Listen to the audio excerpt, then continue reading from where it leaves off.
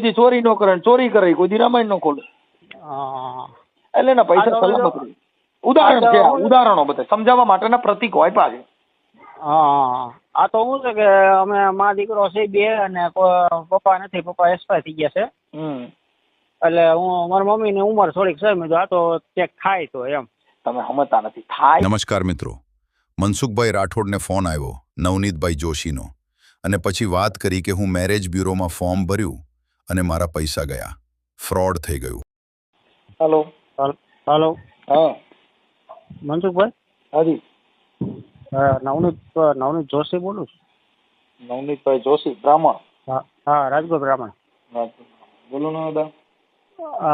આપણે મેરેજ બ્યુરોમાં પૈસા ભર્યા હતા. એટલે મને કે પ્રોફાઇલ બતાવું ને પેલા વાત કરાવી બધી, ને પછી એને કે ના પાડી ને આવી રીતે 2 વાર મારે આવું થઈ ગયું છે. ક્યાં ગામથી બોલો? હું સિમરણ થી, ને અત્યારે તો હું રાજકોટ છું. સિમરણ? હા, સિમરણ જીરા. હા. એટલે આવી રીતે તે પેલા મેં 2700 રૂપિયા દીધા હતા, ને પાછા 2700 રૂપિયા દીધા હતા.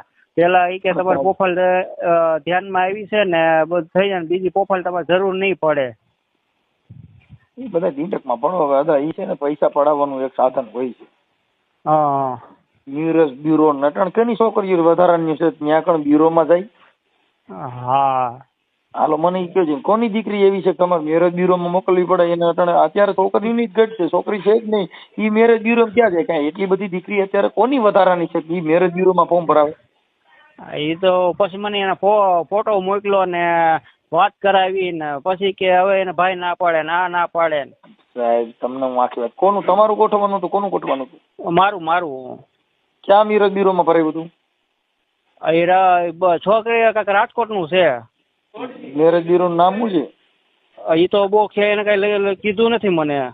તો પછી આ તમે કેવી રીતે કોન્ટેક્ટ થયો? એનો મારામાં ફોન આવ્યો હતો.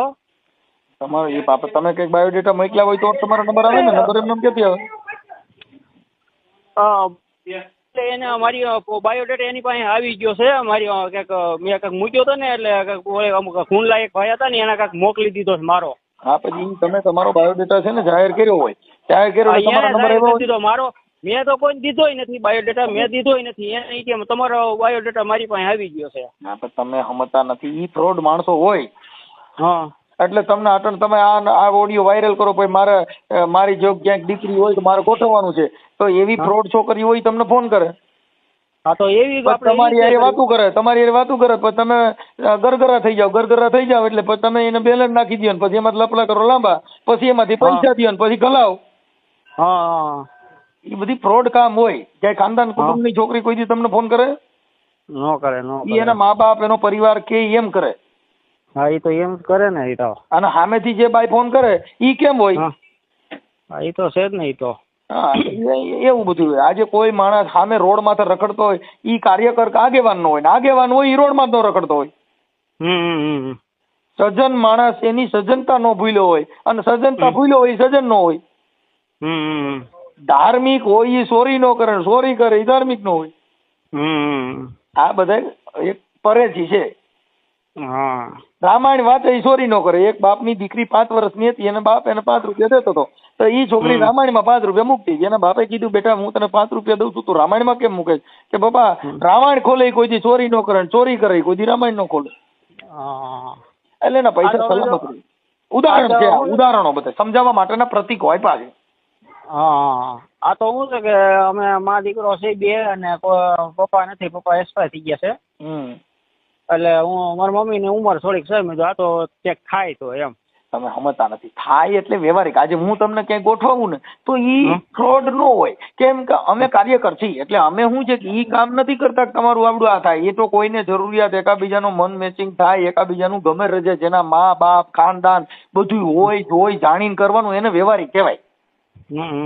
આ વ્યવહારિક નો હોય.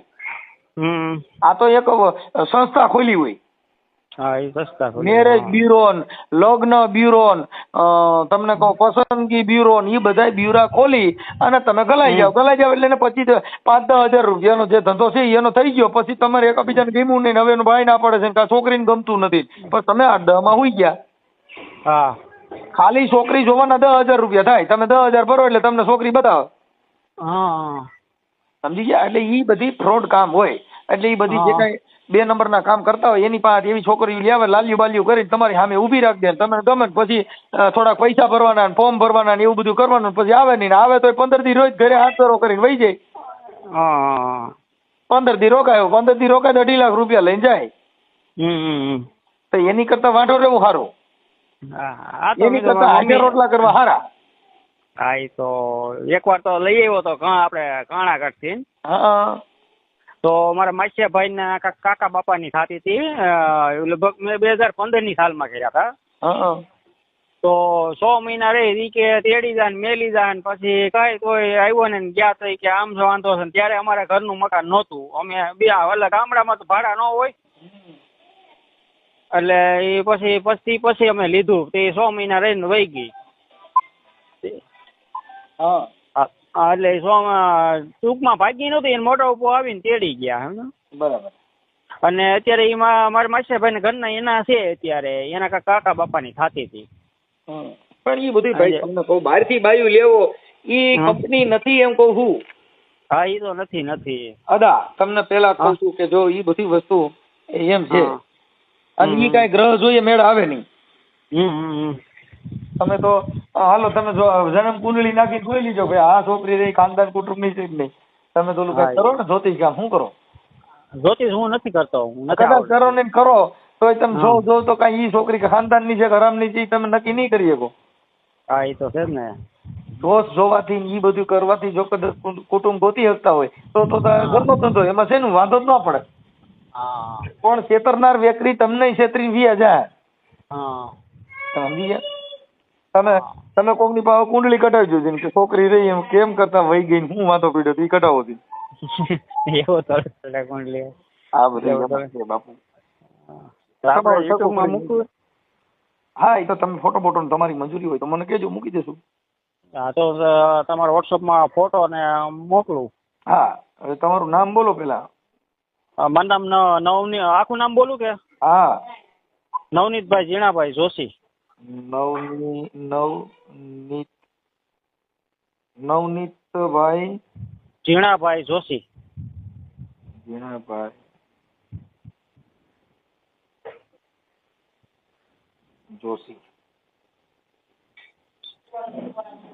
જોશી. ગામ કયું કીધું? સિમરણ.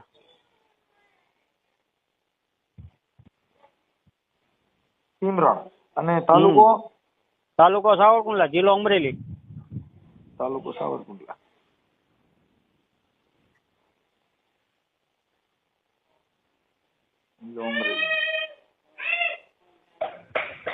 ઓકે હવે થઈ ગયો. હવે ઓકે હવે તમારો ફોટો મોકલી દો. હા હાલો વોટ્સઅપમાં મોકલી દો એક ફોટો. હા અને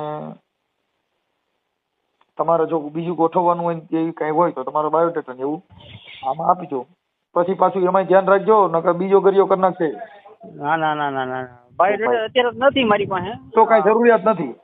પણ વાત એ છે કે કોઈ જગ્યાએ તમે તમારી ગોઠવણી કરતા પહેલા ક્યાંય લલચાતા નહીં. લલચાવો તો કોક ગરિયો કરી નાખશે.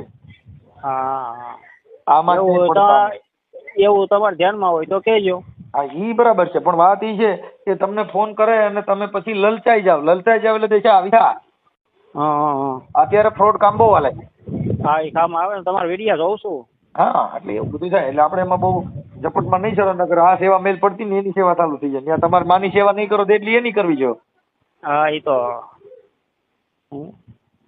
હા તો વાંધો ને હાલો મોકલો હમણાં તમને ફોન કરું. આ ઓડિયો વાયરલ કરવામાં તમારી મંજૂરી છે ને?